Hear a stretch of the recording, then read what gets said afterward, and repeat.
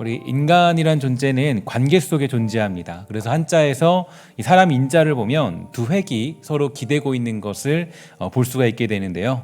이 사람이라는 존재를 관계 가운데 이해하고 있다는 것을 알려주고 있는 그런 대목이죠. 이처럼 인간이란 존재는 이 관계 속에서 태어나고 또 관계 속에서 모든 일들이 이루어진다는 것을 깨닫게 해줍니다. 일단은 태어나자마자 어머니와 아버지의 관계 속에서 우리는 이 삶을 살아가게 되죠. 그리고 세상 속에 태어나면 새로운 관계를 맺고 또 삶을 살아가게 됩니다. 아버지, 가족, 친구들과의 관계, 또 세상과의 관계 속에서 자라가게 되는 것, 그게 바로 우리 사람들의 모습이라고 할 수가 있겠습니다. 이 같은 관계 속에서 영향을 받기도 하고 또 영향을 주기도 하면서 우리는 살아가게 되는데요. 일단은 성년이 되면 또 결혼을 하게 되죠. 결혼을 하게 되면 이 배우자의 관계가 이 중요성을 가지고 삶에 영향을 미치게 되고요. 또한 직장, 일터에서조차도 우리는 여러 가지 관계 속에서 또 관계를 따라서 영향을 맺게 되는 것이 인간의 모습입니다. 나이가 들게 되면 한없이 넓고 다양하게 보이던 관계도 차츰차츰 좁아지고 또 줄어들게 되겠죠. 그리고 이 죽음을 맞이하게 되면 이 모든 관계에도 이 종말이 찾아오게 됩니다. 결국 인생은 이 관계 속에서 태어나서 관계의 종말과 함께 이 인생을 마감하게 된다라고 볼 수 있는 것입니다. 그러면 이같이 관계 속에 펼쳐지는 우리의 인생 가운데 제일 중요한 관계가 있다면 누구 혹은 무엇일까요?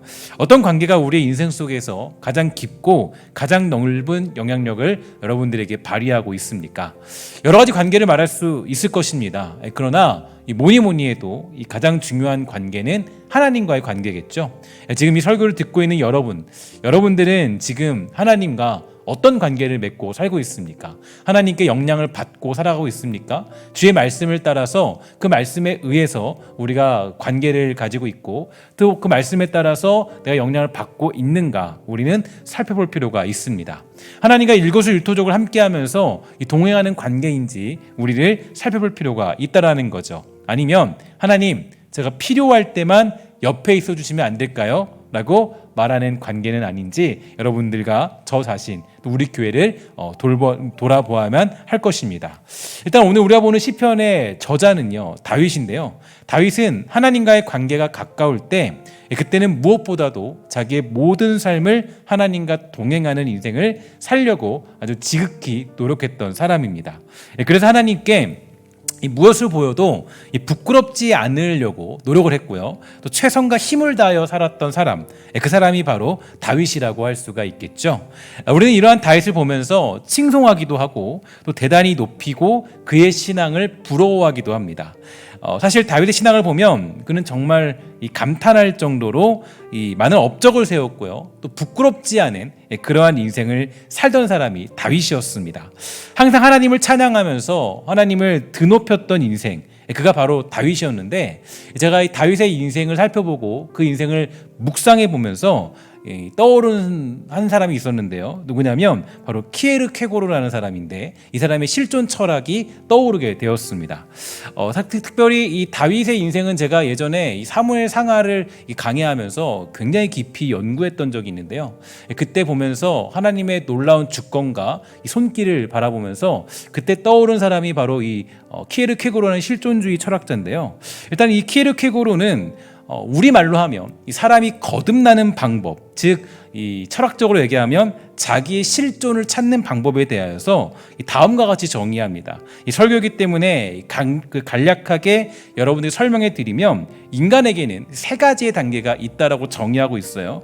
첫 번째 단계는 이 탐미적인 단계입니다. 그러니까 이 탐미적 단계라는 건 쉽게 말해서 쾌락을 쫓는 인생이겠죠. 일반적으로 인간이라는 존재는 이 쾌락적인 단계에 머물러 있습니다. 그래서 그 쾌락을 통해서 자기 자신을 찾으려고 하고 또 자기의 실존을 찾으려고 하고 자기의 구원을 어떤 거기 쾌락 가운데 투영시켜서 이 구원을 만들려고 하는 모습을 가진 것이 바로 이 탐미적인 존재의 특징이죠. 그러니까 쾌락의 정점에 이르면 결국 이 자기 자신을 발견할 수 있을 것이다, 자기의 구원을 얻을 수 있을 것이다 라고 생각하지만 결국 이 쾌락의 정점에서 서게 되면 이 자신의 실존을 찾을 수 없고 허무함이 찾아오게 되죠. 그래서 이 쾌락의 끝에는 결국 이 허무함밖에 남지 않는다라는 것을 우리는 여러 가지 이야기를 통해서 알게 되죠. 그리고 또 그 허무함을 넘어서면 두 번째 단계에 인간은 도달하게 돼요. 그 인간은 바로 윤리적인 존재가 되어서 윤리를 통해서 이 자기 자신을 발견하고 찾고자 하죠. 그러나 그 윤리 정점에 이르러서도 결국 이 진정한 자기 자신을 발견할 수 없으니까 인간이 어디로 가냐면 이제는 자기 자신을 발견하고 그 실존을 얻기 위해서 세 번째 단계인 이 종교의 단계로 가게 되죠. 그러니까 이 심연의 강을 건너게 됨으로써 이 진정한 신 앞에 서게 되는 이 신 앞에 선 단독자 뭐 이런 식으로 해석을 하게 되는데, 그러니까 이건 이 종교 안에서 이제 이것도 또 뛰어넘어야 돼요. 이 한계를 뛰어넘고 그 다음에 심연의 강을 지나서 이제 신 앞에 서게 되는 단독자로 가게 된다. 그래서 바로 자기 자신을 그때 가서야 발견할 수 있다라고 이야기하는 사람이 바로 키에르케고르라는 사람이죠. 그러니까 이 신 앞에 서게 되었을 때 비로소 자기 자신을 발견하게 된다는 것을 얘기해주고 있고, 그러한 예가 누구냐면 바로 아브라함이라는 사람입니다. 아브라함이 그랬죠. 그러니까 아브라함이 결국에는 이 자기 자신을 발견하게 된 것은 하나님 앞에 서게 되었을 때, 그러니까 어떤 이 고통 속에서, 이 고통 가운데 이 어떻게 할 수 없는 그 고통 속에서 이 심연의 강을 지나 이제 그 하나님 앞에 서게 되는 그 모습, 그럼으로써 자기 자신이 누구인지를 확실히 깨닫게 되는 존재가 바로 이 아브라함이라는 사람이죠. 결국 여호와 앞에 서게 된 것이다. 그리고 그 앞에 서게 되었을 때 아브라함은 자기 자신을 발견할 수 있었다라고 해석하고 있습니다. 물론 이것은 철학적으로 이 아브라함의 인생을 해석하게 된 것이지만, 우리는 이러한 사실을 통해서도 이 다윗의 인생을 우리가 면밀히 분석해 볼 수가 있게 되는데요. 오늘 시편에도 볼 수 있는 좀 두드러진 특징이 있어요. 오늘 시편의 특징은 하나님 앞에 다윗이 기도할 때 이 자신이 하나님 앞에서 부끄러워하지 않는 그 모습을 살펴볼 수가 있게 되죠. 하나님 앞에 내가 지금 그 정당한 요구를 하고 있다라고 그렇게 다윗은 얘기하고 있고요. 또 내가 거짓된 입술을 가지고 있지 않다, 이렇게 당당히 말합니다. 물론 이것은 이 다윗의 인생으로 봤을 때 틀린 말은 절대로 아니에요. 그러니까 뭐 정말 다윗은 그렇게 살려고 노력했고, 억울한 일들 속에서도 왜 자신이 이러한 고통을 당하는지 알 수 없을 정도로 굉장히 정의감에 불타있던 사람이 다윗의 인생이었습니다. 사실 다윗을 해석하기 위해서는 이 그의 인생에서 한 편을 뽑아서 야 이렇게 살자라고 하는 것보다 정말 다윗의 진수, 다윗을 통해서 성경이 우리에게 말해주고자 하는 그 진수를 깨닫는 방법은 그의 인생의 전부를 통해서 그가 결국 어떤 자리에 서게 되느냐, 하나님께서 이 다윗을 어떤 자리까지 이끌어 가시느냐, 이거를 면밀히 살펴보면요, 그의 인생이 굉장히 재밌어요. 그러니까 다윗의 인생을 그냥 야 본받자, 그의 인생을 따르자, 야 그는 믿음의 사람이지, 이렇게만 보면 굉장히 이 단편적으로 보게 된 겁니다. 그러니까 단편적으로 보면은 그냥 다윗의 인생을 그냥 뭐 멋있구나, 대단하구나, 뭐 잘못했네, 이렇게만 보면 안 돼요. 그러니까 여러분, 다윗의 인생을 봤을 때는 이 처음부터 끝까지 하나님의 주권 속에서 그가 이 변화되는 과정들, 그러니까 이 아까 키르케고르의 실존주의로 따지면 신 앞에 선 단독자가 되도록 하기 위한 그 과정의 내용을 보면 굉장히 재미있죠.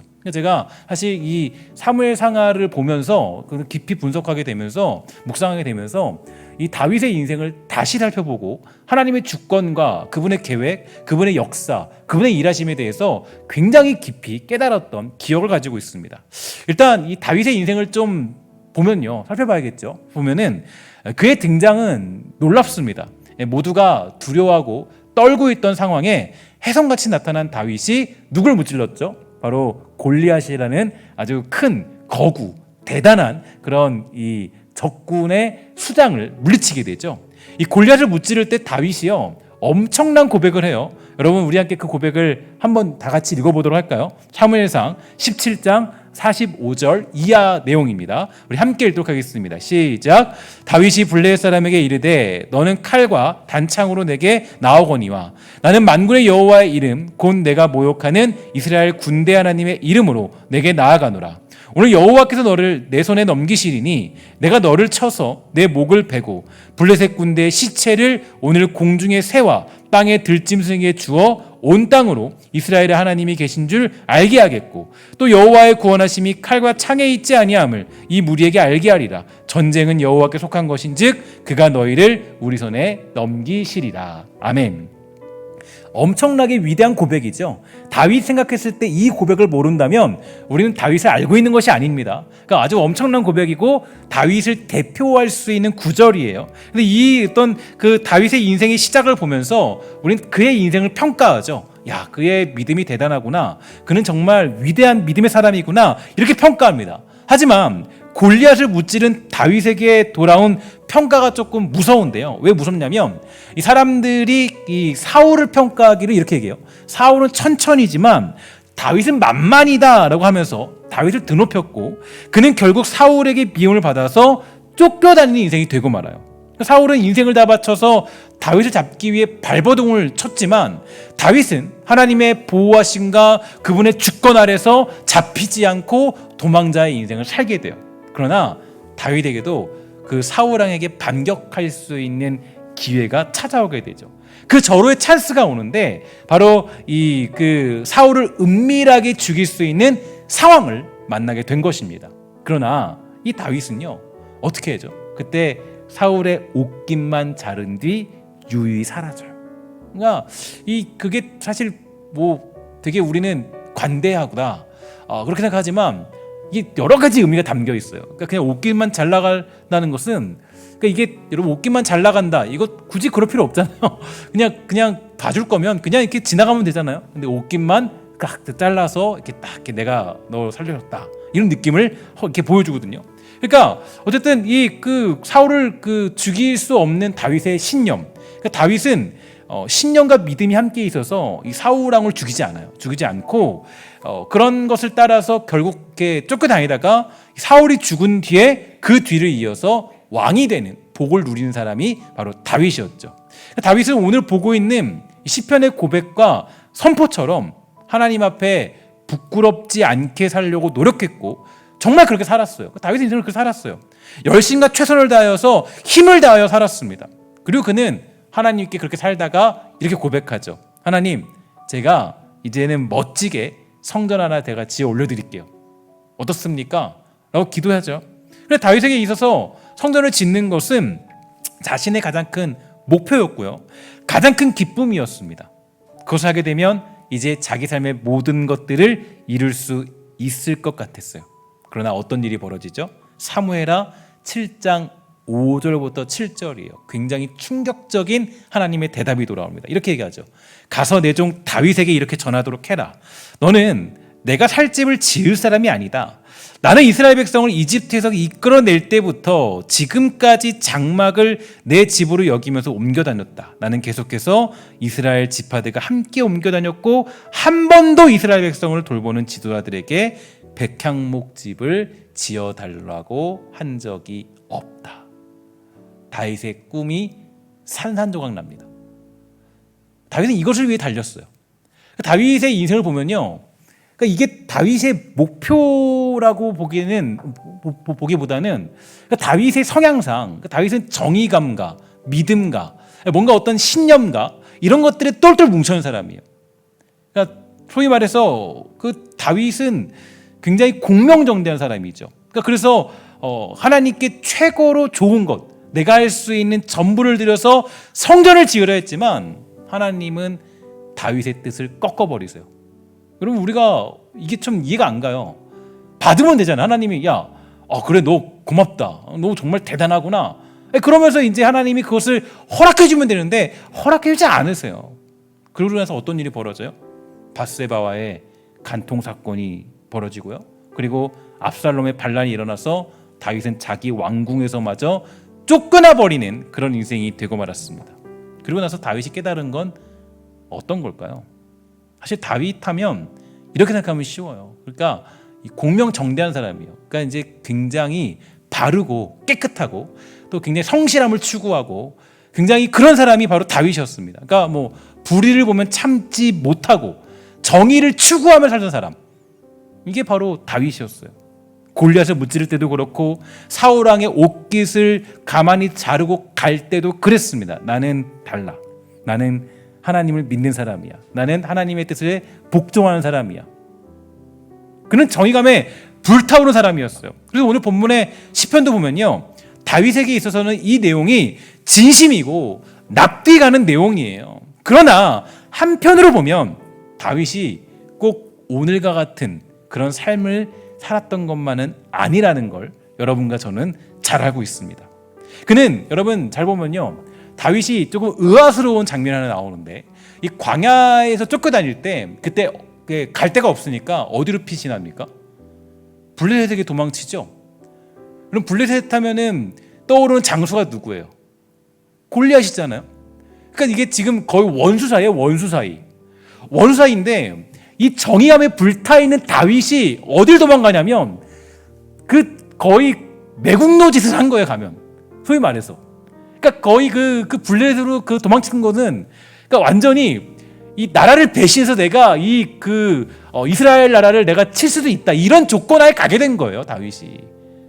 굉장히 다윗이 보면 이게 겉으로는 성실하고 겉으로는 공명정대하고 겉으로는 불의를 참지 못하고 그런 모습이 있는데, 성경에서 또 하나 찌르고 들어온 게 있어요. 되게 너무 재밌는 게, 그의 인생에 그냥 겉으로 쫙 보면 그는 굉장히 믿음 있는 사람이고 위대한 사람이고 굉장히 어떤 정의로운 사람이고 공의를 지키지 않은 사람이에요. 그런데 그의 인생을 그냥 그 성경이 가만두지 않아요. 어떻게 하면 하나씩 다 들춰내죠. 다윗이 그런 사람인데 어디를 도망쳤느냐? 블레셋으로 도망쳤어. 그죠? 그리고 또 다윗이 왕이 되었을 때 너무나도 잘하고 있죠. 너무 추한 모습, 바스에바와의 그 간통, 심지어 충신 우리아를 죽여버리는 그 악한 짓까지 참지 않고 일삼는 뿐만 아니에요. 나중에 인구조사를 하면서 자기 실력도 그 과시하게 되는 다윗의 그 모습을 살펴볼 수가 있게 돼요. 그러니까 그가 이 정의감에 불타있는 사람이라면 사실 블레셋으로 도망갈 것이 아니라 어떻게 해야 돼요? 우리 같으면 아는 식으로 어떻게 되죠? 활복 자살을 하던가, 정말 이대로 내가 갈 수 없다, 내가 그 원수 나라에 내가 갈 수 없다라고 하면서 뭐라 그래야 돼요? 거기서 그냥 혼자 그냥 이렇게 죽던가 한 게 맞잖아요. 근데 살기 위해 도망쳐요. 여러분, 이거 너무 독특한 사건 아니에요?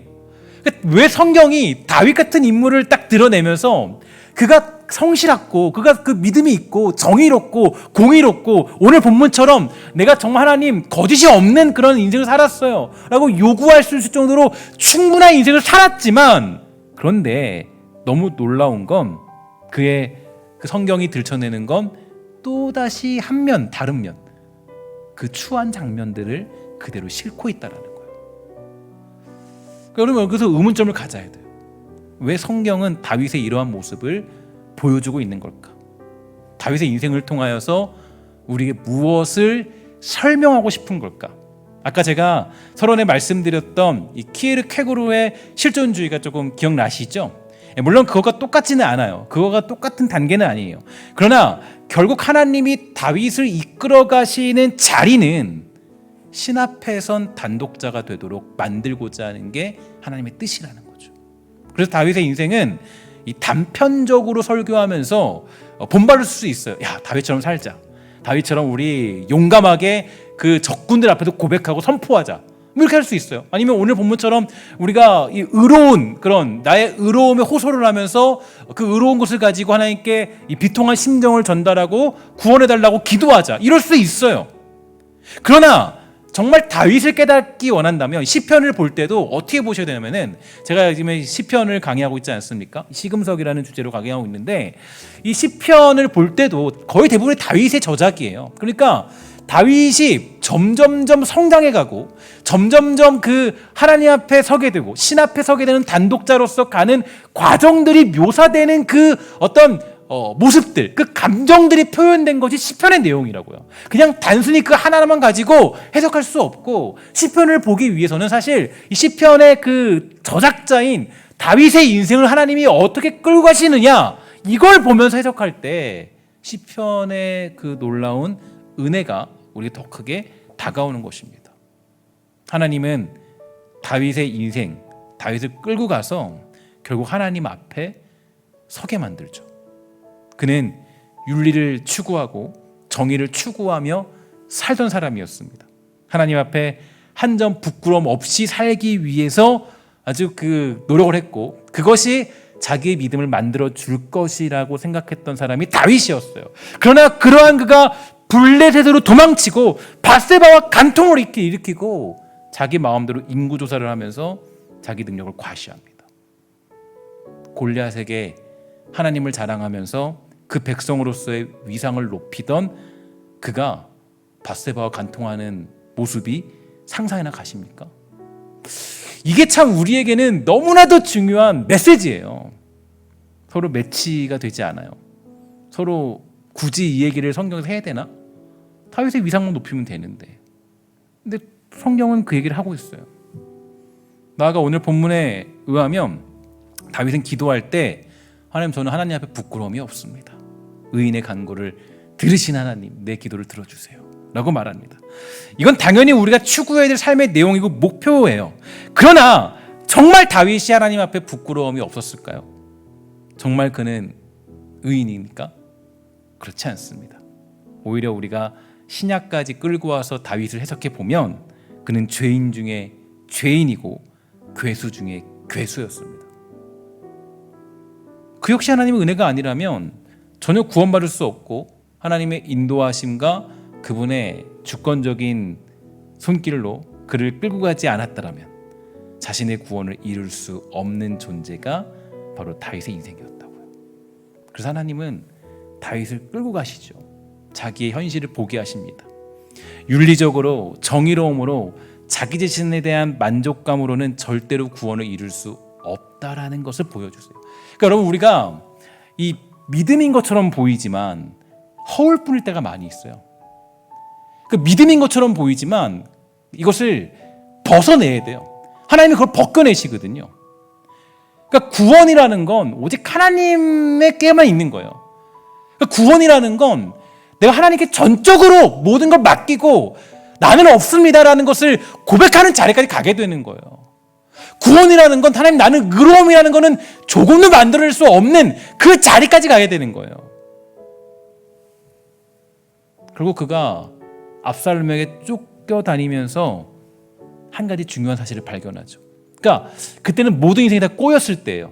그러니까 압살롬에게 쫓겨다닐 때, 왕에서 다윗 왕궁에서 쫓겨났을 때, 그때 다윗의 인생만큼 최악의 인생이 없습니다. 정말 모든 게 다 꼬여버렸어요. 그러니까 압살롬 그것도 다 이제 보면은 결국에는 밧세바 사건 때문에 다 일어나게 된 거죠. 결국 그 문제 때문에 다 퍼지게 된 거고, 그게 결국은 다 돌아오게 된 거예요. 완전히 꼬여있는 인생이 다윗의 인생이었어요. 뭐 형제들 관계 다 꼬였고, 뭐 이제 궁전도 없고, 아들에게 배신당하고. 근데 그때 다 잃어버렸을 때, 가지고 있던 모든 걸 다 잃어버렸을 때, 내가 그동안 추구했던 정의, 가지고 있던 어떤 나의 뭐 믿음이라고 했던 것들, 뭐 내가 뭐 이것은 믿음의 모습이야라고 생각했던 모든 것들, 그 모든 것들을 다 상실했을 때, 그때 다윗이 고백하는 거예요. 하나님 은혜밖에 없습니다. 울면서 다윗이, 그죠? 그래서 그 성전을 나가면서 다윗이 울면서 막 고백하잖아요, 그죠? 그 하나님의 은혜밖에 보이지 않는 거예요, 이제. 그 모든 것에 대해서 하나님의 은혜만이 남게 되는 자리. 그러니까 여러분, 구원이라는 것에 우리가 도달하게 되는 것, 그러니까 우리가 이게 도달이라고 하면 좀 어떻게 생각할지 모르겠지만, 이 정말 진정한 구원의 자리까지 가게 되는 건 결국 그거예요. 그러니까 모든 거를 다 우리가 다 그냥 놓았을 때 하나님만 남는 거, 하나님만. 그럼 우리가 그게 정말 진정한 구원의 자리까지 가게 되는 거예요. 소위 말해서 키에르케고르의 이야기를 따지면 신 앞에선 단독자까지 가야 돼요. 모든 걸 다 놓고. 하나님 은혜밖에 없습니다. 그러니까 그때부터는 다 잃어버리니까 뭐밖에 없는 거예요. 오직 하나님 은혜밖에 없는 거예요. 뭐 내가 그동안 정의를 실천했고, 내가 공명정당에 살았고, 뭐 믿음을 가지고 살았고, 뭐 이런 거 없어요. 여러분, 우리가 착각하면 안 돼요. 내가 믿음 가지고 살아간다. 믿음으로 내가 뭐 행동한다. 사실 보면 우리가 우리 의지로 그 믿음을 이뤄낼 수 있는 능력은 가지고 있지 않아요. 인간이라는 존재가. 다윗 보세요. 그냥 믿음을 행하는 것 같았지만 사실은 블레셋을 도망치고 별짓 다 하잖아요. 그러니까 결국 그 앞에서 뭐를 생각하냐면은 하나님의 주권밖에 보이지 않는 거예요. 하나님의 역사밖에 보이지 않는 거예요. 하나님이 자신을 끌고 가셨던 그 놀라운 손길밖에 보이지 않는 거예요. 자기 의로움 때문에 응답하는 것이 아니라 하나님의 은혜로 말미암아 하나님이 일하시고 응답하신다는 사실을 깨닫게 되는 자리까지 가는 인생을 아주 적나라하게 보여준 사람이 다윗입니다. 그러니까 다윗을 보면 하나님이 우리를 어떤 자리까지 이끌어 가시는지를 대충 어림잡아서 알 수가 있게 돼요. 저는 이러한 다윗의 인생을 가리켜서 하나님이 그의 가면을 벗기셨다라고 표현합니다. 저는 그렇게 표현을 하는데, 하나님은 다윗의 가면을 벗기시죠. 야, 너 믿음이 있다고 보자 한번. 벗기시는 거예요. 가면을 벗기시는 거예요. 야, 너 뭐 정의롭다고? 공명정대하다고? 하나씩 벗기세요. 야, 네가 그걸로 구원받은 것 같아? 너가 그래서 구원받은 것 같니? 아니에요. 다윗이 마리아에 뭐라고 그래요? 여러분, 너는 너무 잘하는 말씀이 있잖아요. 그죠? 여호와는 나의 목자시니, 그죠? 내게 부족함이 전혀 없습니다. 그러니까 그냥 하나님만밖에 안 보이고 목자밖에 보이지 않는 거예요. 정의로운 척, 믿음으로 모든 것을 이길 수 있는 척, 하나님과 함께라면 그 어떤 것도 괜찮은 척. 괜찮은 게 어디 있어요? 힘들죠, 어렵죠. 하나님 은혜밖에 보이지 않는 거죠. 하나님 저는 살려주세요, 이거죠. 그럼 가면을 벗기세요.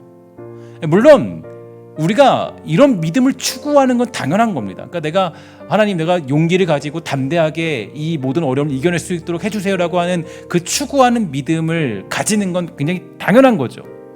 그러나 저와 여러분들이 다 경험하고 아는 것처럼 우리는 하나님의 은혜가 아니고서는 진정한 구원의 자리에 가는 건 불가능합니다. 이걸 아는 자리까지 가야지 내가 거듭남이라는 것이 무엇인지 알게 되고 하나님이 우리를 어떤 자리까지 인도하시는지를 깨닫게 되죠. 골리앗 앞에서 그가 승리할 수 있었던 이유는 그가 아까 보았던 엄청난 고백 때문에 그런 것이 아닙니다. 하나님께서 다윗에게 은혜를 주셨고 주권적으로 그렇게 하시기로 작정하셨기 때문에 하나님의 부르심으로 인하여서 그를 통하여 일하시기로 창세 이전부터 택하셨기 때문에 다윗이 그 승리를 이루게 된 거예요. 그 사실을 깨닫는 데까지 가게 된 게 압살롬의 반역까지 가게 된 거예요. 다윗은 그동안 자기 고백 때문에 이긴 줄 알았겠죠. 나의 믿음 때문에. 아니에요. 결국 뭘로 이기는 거예요? 하나님의 주권적인 일하심으로 그가 승리를 경험하게 된 것. 이걸 깨닫는 자리까지 가게 된 게 압살롬의 그 배신까지 가게 되는 거예요. 그러니까 다윗의 인생을 보면 너무 우리가 이게 하나님이 어떻게 역사하시는지, 어떻게 일하시는지를 우리는 알 수가 있게 되죠. 그래서 결국 그 사도 바울이 하나님의 일하심과 뜻하심을 표현하면서, 이게 소위 말해서 우리가 알고 있는 칼빈주의의 가장 정통되는 그런 말씀이라고 그러죠. 가장 칼빈주의를 잘 표현한, 우리가 칼빈 선생님의 그것도 잘 따르니까 가장 칼빈의 사상을 잘 표현한 구절이 있다고 그러죠. 로마서 11장 36절. 저도 제일 좋아하는 말씀인데 이겁니다. 이는 모든 것이 하나님께로 나왔고 하나님의 보살핌으로 보존되고 하나님의 영광을 위해 존재하기 때문입니다. 하나님께 영광이 영원토록 있기를 원합니다. 아멘. 이 구절이 하나님의 주권과 예정하심과 하나님의 뜻하심, 일하심을 다 한마디로 표현한 구절이 로마서 11장 36절이에요. 하나님은 다윗의 인생을 로마서 11장 36절까지 끌고 가시기 위해서 그의 인생에 수많은 일들을 사용하시죠. 결국 그 은혜 앞에 엎드리고 그 은혜만을 고백하도록 만들고자 하는 과정의 순간들이 다윗의 인생입니다. 그래서 다윗의 인생이 재밌어요. 그가 위대하기 때문이 아니고 대단하기 때문이 아니에요. 그의 인생을 면밀히 분석해 보면 하나님께서 그를 어떻게 인도하시고 있는가를 우리는 알 수가 있게 되는 것입니다. 오늘 시편의 저작 배경이 무엇인지는 알 수 없어요. 추정키로는 다윗이 그 마온에서 사울 왕에게 추격당할 때의 정황을 반영하는 것으로 생각을 할 수 있습니다. 이 시편의 내용을 통해 다윗은 분명히 밝히죠. 하나님 앞에서 자기의 기도를 들으시기를 호소하면서 자신은 원수들의 공격을 받을 만한 죄를 저지른 일이 없고, 그러니 자신을 압제하는 원수들에게로부터 조속히 구원해 달라라는 그런 기도, 비탄의 기도를 주님께 드리고 있어요. 또한 하나님을 향하여 악인들을 심판하고 자신을 구원하여 주실 것을 다시 한번 호소하면서 결국 의인은 승리할 것이라고 말합니다. 이건 틀리지 않은 얘기예요. 맞는 얘기예요.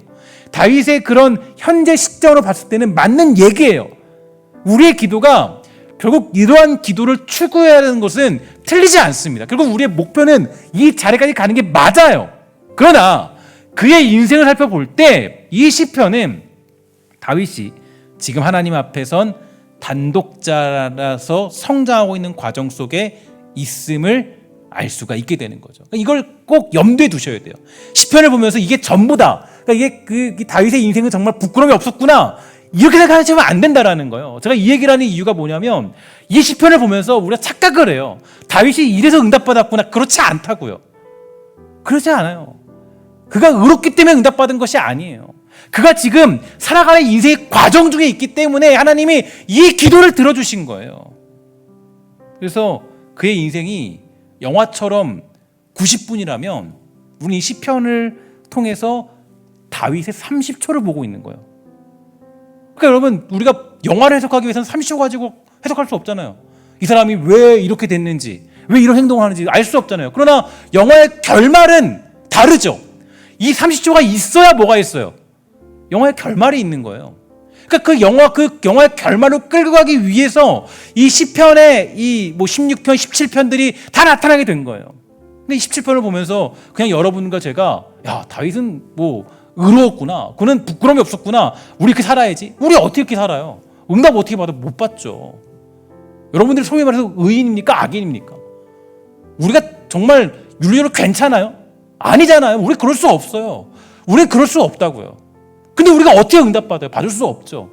그러나 여기서 응답받을 수 있는 이유가 어디 있냐면 다윗의 기도가 응답되는 이유는 그가 과정 중에 있기 때문이에요. 결국에는 하나님이 그를 이끌어서 하나님의 주권이 무엇인지를 보도록 하시기 위해서 하나님이 응답해 주시는 거예요. 그게 바로 우리에게 주시는 놀라운 하나님의 방법이고 능력이라고. 이걸 못 깨달으면 자꾸 우리가 신앙이 어디로 흘러가느냐. 내가 기도했는데 하나님 응답 안 해주세요. 하나님 기도에 응답 안 해주세요. 자꾸 신앙이 이상한 데로 흘러가요. 신앙이 굉장히 신비적으로 흘러가요. 신앙이라는 걸 그렇게 우리가 해석하기 시작하면요, 자꾸 이상한 쪽으로 우리의 신앙이 뒤틀어져요. 마치 무당 섬기듯이, 마치 저기 어떤 이상한 그런 집단을 섬기듯이 그렇게 된다고요. 신앙이라는 건 언제나 그렇게 봐요. 그래서 다윗의 인생을 볼 때는 언제나 염두에 두셔야 돼요. 지금 시편을 봐, 특히 시편을 볼 때, 사무엘상하를 볼 때는 그냥 그걸 쭉 인생을 통해 보면 되는데 시편을 볼 때는 이게 하나가 끝난 것 같잖아요. 하나가 그렇지 않아요. 그 하나가 뭐라고 했어요? 90분 중에 30초다. 그리고 이 30초는 90분의 결말을 향해 달려간다. 그럼 우리가 보고자 하는 건 어떤 거예요? 이 90분의 결말을 보고 이 지금 30초를 해석해야 되죠. 30초를 가지고 90분 해결할 수 없잖아요. 그렇죠? 결말 속에서 이 30초가 왜 등장했는지를 알아야 되잖아요.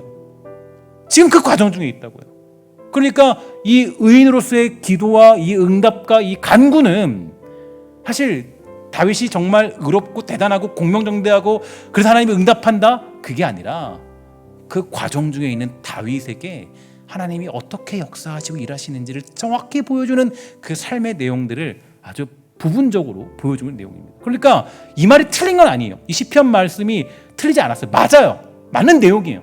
우리가 추구해야 될 내용이고 살아야 돼요. 그러나 이게 전부는 아니다.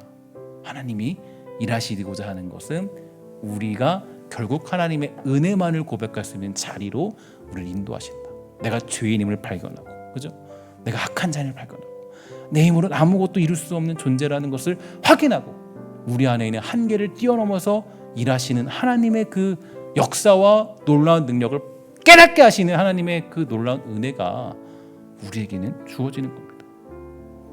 그래서 저는 이 키에르케고르의 이 십존주의 철학을 참 좋아하는데, 결국 이 심연의 강이라는 걸 건너야 이 하나님 신 앞에 선 단독자가 되는 거예요. 그러니까 이거는 우리 입장으로 해석을 할 수 있는 거죠. 우리 입장으로만. 하나님의 입장으로 봤을 때는 하나님의 주권입니다. 모든 게 주권. 하나님의 주권 속에서 이루어지는 거예요. 그 과정 속에서 근데 하나님이 다윗을 하나님 앞에 서게 만드는 거예요. 그래서 우리는 다윗을 통해서 무엇을 배우고자 하는 것보다 그의 인생을 통해서 뭐 배운다. 그 다윗처럼 살아야지.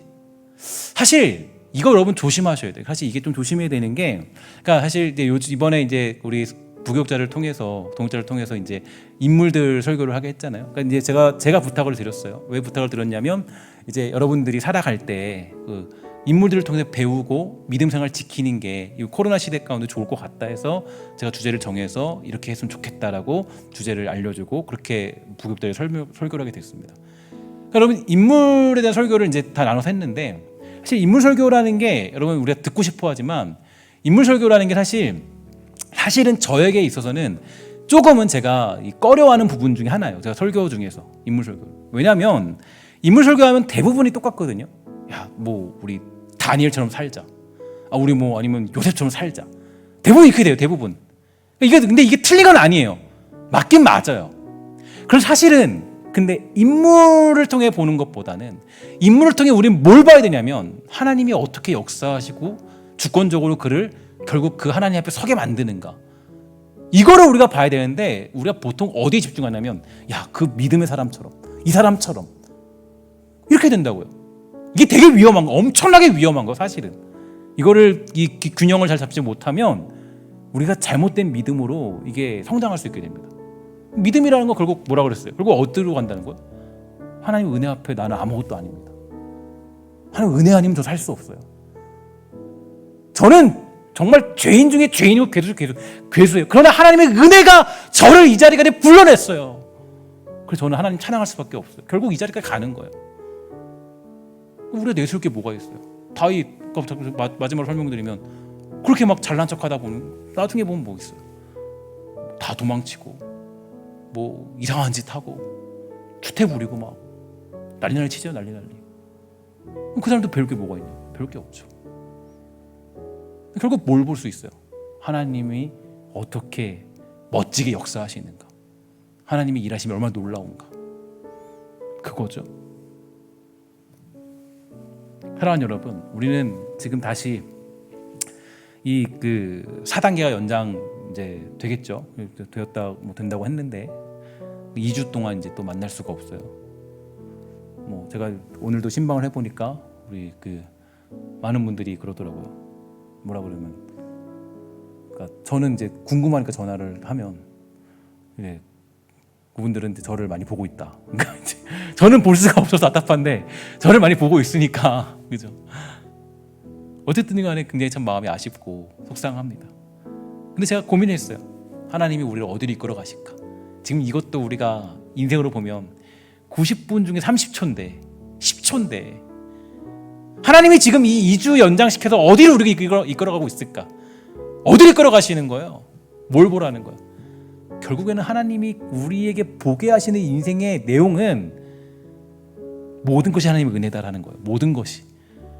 모든 게 다 나의 주권 안에 있고 내가 주권 안에 너를 불렀다라는 걸 깨닫게 하는 자리로 우리를 인도하시기 위해서. 그러니까 우리 그동안 교만했다는 거죠. 어떻게 교만한 거예요? 우리 뭔가 되게 대단한 척하고 교회가 뭔가 대단한 일을 이룬 것처럼 하고, 그죠? 뭔가 우리가 뭐 맨날 저도 보면 저도 그런 생각을 했었는데, 야, 우리나라에서 기독교가 복지 사업을 책임지는 게 얼마큼인데 60% 이상 차지하잖아요. 사실 그거 모두 자랑할 건 아니잖아요, 우리가. 근데 왜 나라가 왜 우리를 괴롭히는? 그러니까 사실 이런 생각에 빠지는 것도 사실 우리가 신앙이 이상하게 흘러가고 있는 거의 증명입니다. 사실 그래요. 여러분, 이게 되게 우리 조심하셔야 돼요. 그러니까 언제나 모든 걸 통해서 하나님의 주권밖에 남지 않고 하나님의 은혜밖에 없고, 언제나 남는 건 하나님의 은혜밖에 없는 거예요. 언제나 우리가 뭐 했다, 뭐 우리가 엄청난 성전을 뭐 지었다, 뭐 몇십억 몇백억짜리 교회를 지었다, 그럼 뭐 할 거냐고요. 그러면 하나님이 뭐라 그래요? 나는 내가 언제 백향목으로 지어달라 그랬냐? 필요 없어. 그런 걸로 우리가 인정받는 게 아니에요. 교회는, 교회가 인정받는 게 뭐 있어요? 하나님 인정받는 유일한 거 하나, 하나님 은혜밖에 없어요. 하나님만이 우리의 주인 되시고 하나님만이 이 죄인된 우리를 구하실 수 있습니다. 이거 하나밖에 없죠. 하나님은 저와 여러분들을 부르신 이유와 목적은요, 바로 하나님의 은혜만을 찬양하고 주님만을 바라보는 그런 자리로 인도하시기 위함이라는 걸 여러분 잊지 마세요. 그리스도인이 이상한 환상 가져서는 안 돼요. 이상한 환상 가져서. 그럼 제가 늘 설교 때 말씀하잖아요. 이런 얘기 하잖아요. 우리가 이상한 환상에 빠지면 안 돼요. 그리스도인이 이상한 환상에 빠지면 하나님 다 깨부셔. 다윗이 이상한 환상에 빠졌잖아요. 어떤 환상에 빠졌어요? 백향목으로 지어드릴게. 하나님 안 돼. 그럴 수 없어. 말도 안 되는 환상이죠. 하나님 기뻐하시지 않는 환상. 그 환상에 끌려다니면 안 돼요. 그런 것으로 우리를 자랑 삼을 수 없습니다. 단순히 우리 앞에 고통이 사라지는 것이나 뭔가 우리를 높이고 우리를 장대히 선포하고 그리스도인들은 선하고 영향력이 있고 괜찮고 착하고 그런 걸로 우리가 인정받는 게 아닙니다. 절대로. 우리 앞에 하나님이 부르신 목표가 뭔지를 다윗의 인생을 통해서 우리는 살펴볼 수 있어야 돼요. 하나님이 우리를 이끄는 자리, 저와 여러분들을 어떻게 키워내실까요? 여러분, 마지막까지 이해가 좀 어려우신 분들이 있기 때문에 우리 그 내용을 성경에서 마지막으로 읽어보고 우리 그 말씀을, 오늘 말씀을 정리하도록 하겠습니다. 요한계시록 19장 1절부터 5절 제가 읽도록 하겠습니다. 이 일 후에 내가 들으니 하늘에 허다한 무리의 큰 음성 같은 것이 있어 이르되 할렐루야, 구원과 영광과 능력이 우리 하나님께 있도다. 그의 심판은 참되고 의로운지라. 음행으로 땅을 더럽게 한 큰 음녀를 심판하사 자기 종들의 피를 그 음녀의 손에 갚으셨도다 하고, 두 번째로 할렐루야 하니 그 연기가 세세토록 올라가더라. 또 24장로와 네 생물이 엎드려 보좌에 앉으신 하나님께 경배하여 이르되 아멘 할렐루야 하니, 보좌에서 음성이 나서 이르시되 하나님의 종들 곧 그를 경외하는 너희들아, 작은 자나 큰 자나 다 우리 하나님께 찬송하라 하더라. 아멘. 사실 이 뒤에 말씀이 조금 더 은혜로운데 예전에 한번 읽었기 때문에 앞에 말씀을 여러분들에게 나눴어요. 그럼 우리의 마지막 목표는 그냥 하나님의 은혜로 기뻐하는 거예요. 그거 외에 없어. 하나님의 은혜로 즐거워하는 거예요. 내가 뭘 가졌고 뭘 누렸고 뭘 했고, 그게 아니라 나 같은 죄인을 구원하게 하셔서 하나님을 찬양하게 하신 그 기쁜 감사, 그 자리를 우리를 인도하시는 분이 하나님이신 거예요. 이거 외에는 하나님의 목표가 없다고요. 우리를 향한 목표를 착각하시면 안 돼요. 절대로 안 돼요. 그 목표를 여러분 기억하시고 하나님이 우리를 어디로 이끌어가는지 다시 한번 마음에 새겨서, 여러분 우리가 이상한 신앙으로 자라지 않고 바르고 올바른 신앙으로 성숙할 수 있는 그런 2주 동안의 또 코로나 4단계 그런 시간들을 잘 보내게 되기를 주의 이름으로 간절히 부탁을 드리겠습니다. 함께 기도하도록 하겠습니다. 하나님 감사합니다. 이 땅 살아갈 때 결국 하나님이 우리를 인도하시는 자리는 내가 그냥 선하고 공명정대하고 의롭고 괜찮아 보이는 믿음의 사람으로 우리를 자라게 만드시는 것이 아니라, 결국 하나님 앞에 주저앉아 하나님 앞에 울며 회개하고 엎드려 하나님의 은혜밖에 없음을 고백하는 그 자리로 우리를 인도하신다는 것을 다시 한번 확인하게 됩니다. 다윗의 시편이 단편적으로 봤을 때 그것이 우리가 해석하기 어렵지만, 정말 하나님 우리가 그의 인생을 전반적으로 보았을 때 그의 인생이 어디로 가는지, 어떤 그런 정류장에 서 있는지를 깨닫게 됩니다. 좀 축복하여 주셔서 우리 사랑하는 백성들이 어떠한 정류장에 있다 할지라도 하나님이 이끌어 가시는 그 도착 지점까지 우리가 끌고 가는 그 주권 앞에 엎드려서 그 은혜를 깊이 경험할 수 있는 복되고 아름다운 백성 되도록 허락하여 주시옵소서. 코로나 4단계가 다시 우리에게 주어졌습니다. 하나님, 이 4단계의 시간을 지날 때 우리의 신앙이 약해지는 것이 아니라 더욱더 하나님의 은혜가 무엇인지를 깊이 깨닫게 되는 놀라운 축복들을 사랑하는 신성의 권속들 모두에게 있도록 허락하여 주시옵소서. 모든 말씀 예수님의 이름으로 간절히 기도합니다. 아멘.